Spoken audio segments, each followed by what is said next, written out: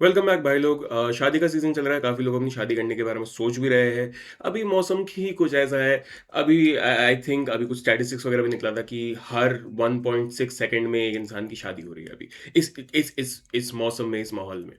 तो ऑब्वियस सी बात है, काफ़ी लोगों को फोमो होता है, काफ़ी लोग सोचते हैं कि भैया अब चलो आगे बढ़ते हैं।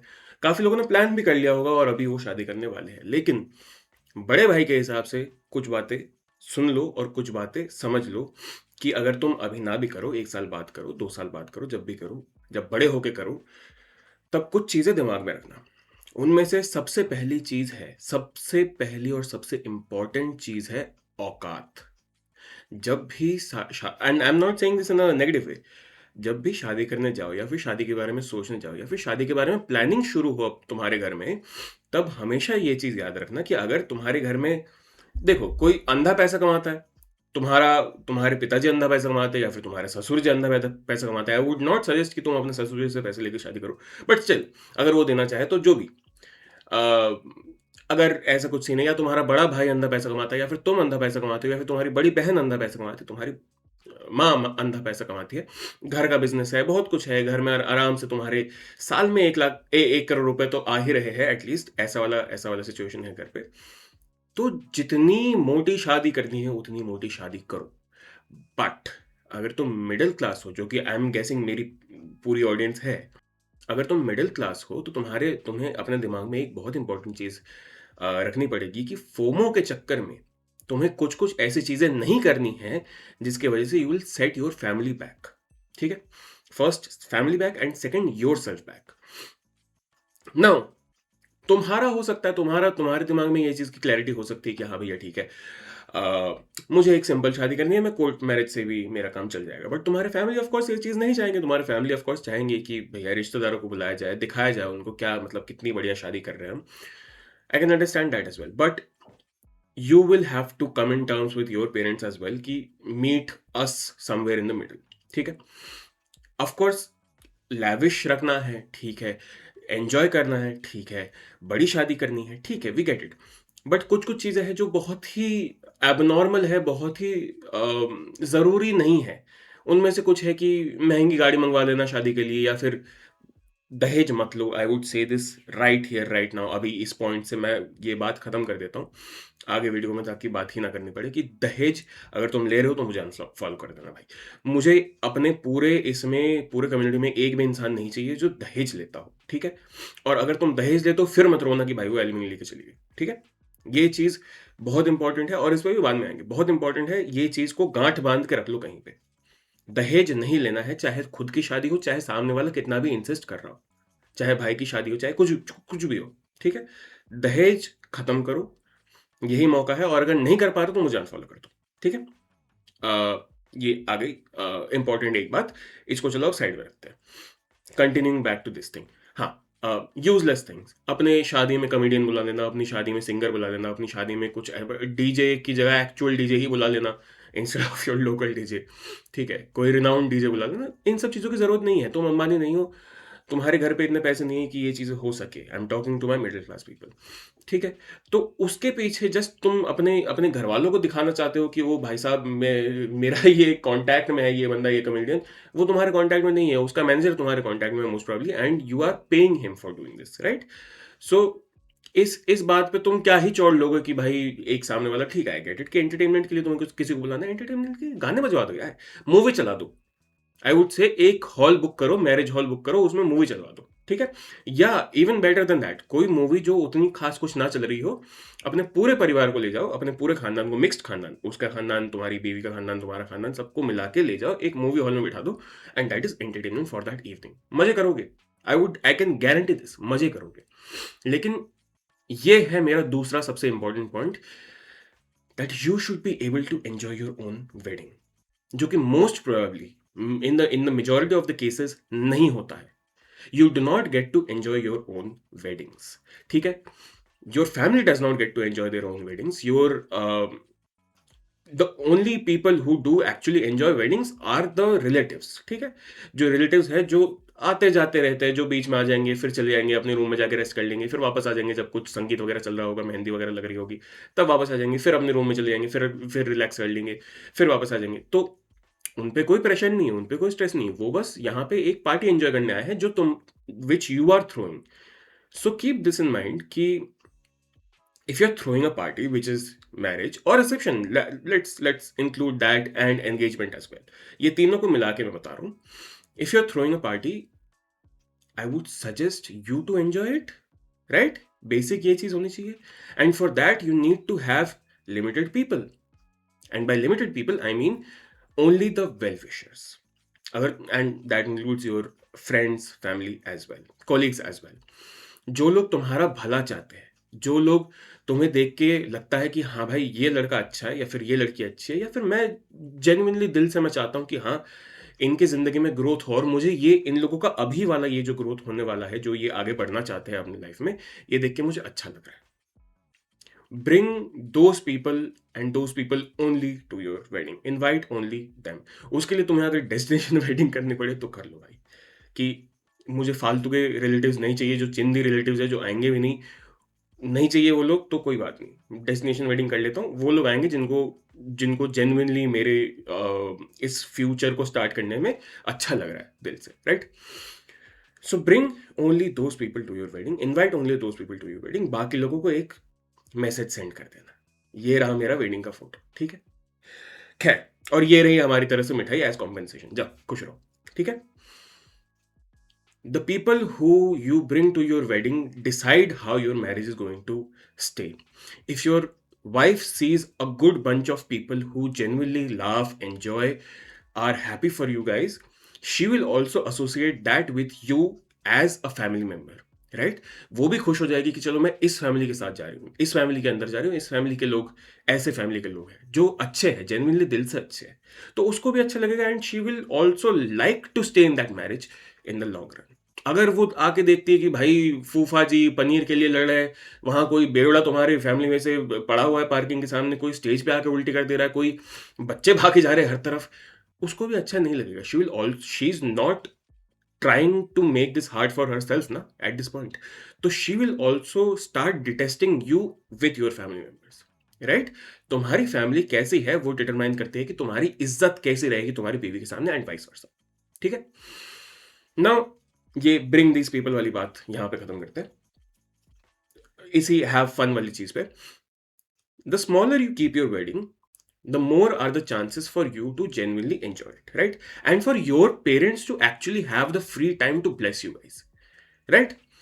इसके लिए अब हिंदू सनातन वाली बात में मैं अगर चले जाऊं तो सबसे पहले तो मैं यही कह देता हूं कि भाई ये शादियों में दारू पीना बंद कर दो, ठीक है? ये शादियों में आई गेट इट कि चिकन वगैरह होता है, वो सारी चीजें, एक काम करो पहले शादी कर लो, get the blessings and then do all of this, ठीक है? वो रिसेप्शन के पार्ट में रख लो. एक दिन में अगर तुम्हें शादी करनी है, डू दिस. बेसिक ये चीज बता रहा हूँ कि रात तक तुम पड़े हुए हो भाई साहब, तुम्हारे गले के नीचे एक निवाला नहीं गया है, बट तुम चाय पिए जा रहे हो सुबह से लेके, और तुम्हारी बीवी ने कुछ भी नहीं खाया है, और वो तुम पूरा दिन जा रहा तुम्हारा, और तुम दोनों को हेडेक, तुम में से किसी को माइग्रेन हुआ तो it's even worse for you guys, right? और तुम पूरे दिन के बाद इतने चिड़चिड़े हो गए हो कि तुम्हारा वहां मंडप में बैठने का मन नहीं कर रहा है.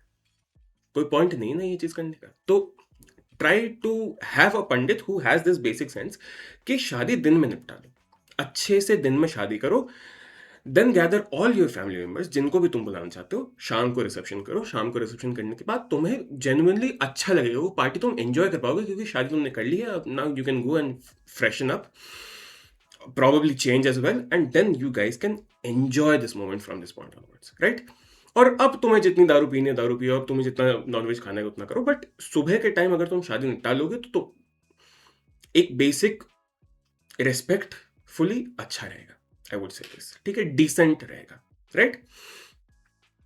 अब अगेन, सो अगर ये चीज तुम कर लेते हो, तुम दिन में शादी अपनी निपटा लेते हो, तुम्हारे you get your blessings after that from your parents, from your family, from your friends as well, from your colleagues, and then you along with your family members who are investing in your wedding can enjoy it, right? फिर से वापस एक बार पैसों की बात कर लेते हैं. ये जो फालतू के खर्चे हैं वो सब हटाओ. अगर it's best if you can find a near by place जहाँ पे तुम आराम से जा सको, जहाँ तक तुम आराम से ट्रैवल कर सको, फूल, फल ये सारी चीज़ें तो खर्चे होंगी, ठीक है? पर प्लेट इंसान का खर्चे होंगे। उसके लिए अगर तुम्हें बजट करनी है, उसके लिए अगर तुम्हें बचत करनी है, तो तुम्हें अपने लोग कम करने पड़ेंगे, राइट? अपने प्लेट्स कम करने पड़ेंगे शादी के वेन्यू में से। बट इसके अलावा just have a person who can DJ around and create a nice environment for everybody and then you guys can have fun. ये बेसिक कुछ कुछ चीजें, राइट? अब इसको अगर तुम 10 दिन तक खींचने जाओगे तो 10 दिन बाद, 10 दिन में कलेश बहुत होंगे, 10 दिन बाद तुम लोग खुद एग्जॉस्ट हो जाएगा और तुम्हारा खुद का मन भी नहीं करेगा, क्योंकि ये चीजें घिसती जा रही है पिछले 10 दिनों से। So try minimize all of this in one day और टू एट मैक्स, राइट?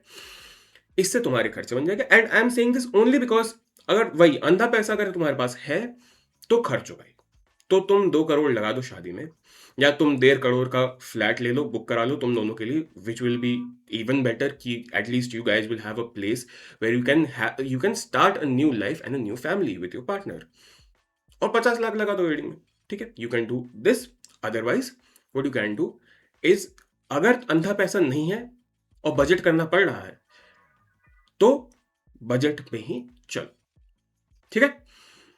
अंधा पैसा है तो भूल जाओ, पढ़ाओ। लेकिन अंधा पैसा अगर नहीं है तो बजट करो। And for that I am suggesting ये प्लानिंग्स एटलीस्ट 6 महीने पहले स्टार्ट कर दो। 6 महीने होते होते होते होते काफी चीजें कट ऑफ हो जाएंगी, काफी चीजें वापस अंदर आएगी। तब जाके तुम्हें एक क्लियर आइडिया, क्लियर अंडरस्टैंडिंग हो जाएगा कि इसको लेके आगे, मतलब ये इवेंट को लेके आगे कैसे जाना है, ठीक है? अब बात करते हैं शादी को टिकाने की।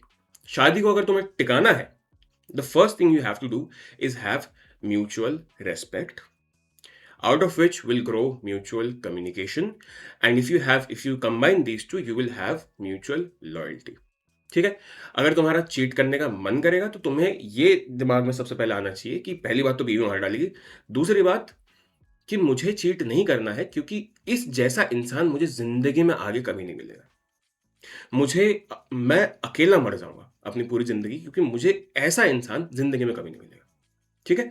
क्योंकि you can have that friendship and that alliance with that person, you have the communication, you have the respect that you're getting from the person, and you also know that your partner is also loyal. So you are being the asshole in this situation, right? Which you, if you have a moral compass, you should not be, right? ये basic चीज clear. सबसे पहले तो यही है कि अगर तुम्हें शादी को आगे बढ़ानी है तो first of all make it very clear, very friendly environment, have communication, open communication, talk about your things, don't try to minimize all the secrets that you can। अच्छा, कुछ कुछ चीजें होंगी जो तुमने क्रिमिनल नेचर में करी होगी, तुम मत बताओ, ठीक है, कोई बात नहीं। But apart from those things, apart from particular instances, try to keep an open communication, right? और अगर तुमने क्रिमिनल चीजें करी है तो I am guessing that you have the guilt to not repeat those things. So just being clear with that. Apart from that, respect, communication, loyalty, ये चीजें होगी तो तुम्हारा रिलेशनशिप चलेगा, चाहे लव तुम्हारे फेजेस में ही क्यों ना आए। There will be phases where you can not tolerate your partner, but at least you know that you have a person who can support you at that moment, right? But then there will come times when you genuinely do have love for them again. So the spark will fade from time to time, but if you have the basic foundation, the marriage will last, right? Secondly, do not involve the suggestions of your in-laws, either of your in-laws, in order to decide what you want to do with your marriage. The more you involve their decisions, not opinions. Opinions are fine. Decisions are not. जितना तुम उनके decisions को imply करोगे अपने खुद के wedding में, अपने खुद की शादी में, अपने खुद के पार्टनर के साथ, अपने खुद के फैमिली के अंदर, उतनी चीजें हैम्पर होती जाएगी। So do listen to their things, but do the thing that you genuinely want to do with your partner after discussing that, right? And lastly, in order to sustain that marriage for a very very very long time, you also need to give each other the space to grow, ठीक है? अगर किसी को बच्चा नहीं करना है because they think कि बच्चा, आई am saying in a very pragmatic manner, ये इमोशनल वाली चीजें हटा दो कि हाँ बच्चा तो बहुत अच्छी चीज होती है, बच्चों की क्या गलती है, बच्चे तो बहुत प्योर होते हैं, बच्चे तो बहुत पायस होते हैं। आई गेट इट, बच्चे होने के बाद होता है वो चीज, ठीक है? प्लानिंग के स्टेज की बात कर रहा हूँ। अगर किसी को बच्चा नहीं चाहिए at that moment because they want to grow in their career और they want a satisfaction within themselves कि हाँ I am doing great with my own life in this period and I do not want a kid in the middle of it in order to become a speed breaker to my own success or growth, which in turn is helping my own family with this person, then give them that space. ठीक है? You have to have basic space in a relationship. You have to understand each other's needs and wants and hobbies and all of that those things in order to have a healthy relationship, which is in turn a marriage, right? More than that, a healthy friendship where you understand each other's point of views and you move in a way throughout your life that you do not become a hindrance to your partner's life choices, right? ये करोगे तो तुम्हें alimony के बारे में सोचना भी नहीं पड़ेगा, ये करोगे तो तुम्हें चीट करने के बारे में सोचना भी नहीं पड़ेगा। ये बेसिक चीज अगर तुम करोगे अपनी जिंदगी में, अपने मैरिज में, अपनी वेडिंग डे पे, तो it's my best hope that your marriage will probably be successful. I can't guarantee anything, ठीक है? Probably be successful. सो अगर ये चीजें तुम्हें समझ में आ गई है इतनी देर तक, और अगर तुम अब तक देख रहे हो, तो I am guessing you are interested in what I am trying to say and you will probably implement those things in your life and marriage, right? बस मुझे ये वीडियो मुझे कल रात को रिकॉर्ड करना था, बट बाराती इतने थे बाहर, मतलब रैंडम आवाज आई जा रही रैंडम जगहों से, तो I could not shoot this video. तो माहौल ऐसा चल रहा है, तो मैं कि एक बार वीडियो बना ही देते हैं इस सिचुएशन के बारे में, क्योंकि काफी लोगों का ये माइंडसेट अब तक है कि मुझे इतना खर्चा कर देना है कि मैं लोन में चले जाऊं अपने बेटे के लिए, फिर उसके 4 दिन बाद जब मैं मर जाऊंगा, क्योंकि मेरे सर पे इतना ईएमआई है, मेरे इतना स्ट्रेस, मेरा कोलेस्ट्रॉल इतना बढ़ा हुआ है, तब वो पूरा का पूरा लोन मेरे बेटे के ऊपर जाएगा और उसकी फैमिली के ऊपर जाएगा, जो उसको जरूरत नहीं है लेने की। So it's just one day of celebration. Make sure you turn that one day into a lifetime, right? Financially as well. That's all I had to say. मिलते हैं अगले वीडियो में. Bye bye.